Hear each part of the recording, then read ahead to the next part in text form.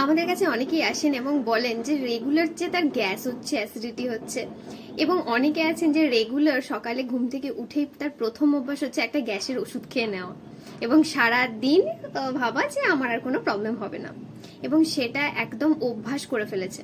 আপনিও কি সেই দলেই পড়েন? তাহলে এই অভ্যাসটা ত্যাগ করুন এবং চেষ্টা করুন যে সারাদিন একটা হেলদি লাইফস্টাইলের মধ্যে থেকেই গ্যাস অম্বল সম্পূর্ণ গায়েব করে দিতে। প্রথমেই ঘুম থেকে উঠে আগেও বলেছি চা বা কফি দিয়ে দিনের শুরুটা করবেন না। সেকেন্ড বলবো টাইমে খাবার খান, 2 ঘন্টা অন্তর অন্তর টাইম টু টাইম খাবার খান, তাহলে কখনোই আপনার গ্যাস বা অ্যাসিডিটি হওয়ার কোনো সম্ভাবনাই থাকবে না। এবং খাবার পরে কখনো ইমিডিয়েটলি বেডে চলে যাবেন না। খাওয়ার পরে আধ ঘন্টা বা 40 মিনিট একটু হাঁটা চলা করুন এবং তারপর ঘুমোতে যান।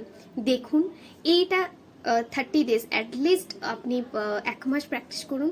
আস্তে আস্তে আপনার এই গ্যাস, অম্বল, অ্যাসিডিটি সমস্ত রকম প্রবলেম দূর হয়ে যাবে। এবং হ্যাঁ, অবশ্যই বাইরের খাবার, জাঙ্ক ফুড, ফাস্ট ফুড কন্ট্রোলে রাখুন। সপ্তাহে একদিন ঠিক আছে, বাট রেগুলারলি নয়। এই প্র্যাকটিসগুলো আনুন এবং গ্যাসের ওষুধ খাওয়া সম্পূর্ণ স্টপ করুন।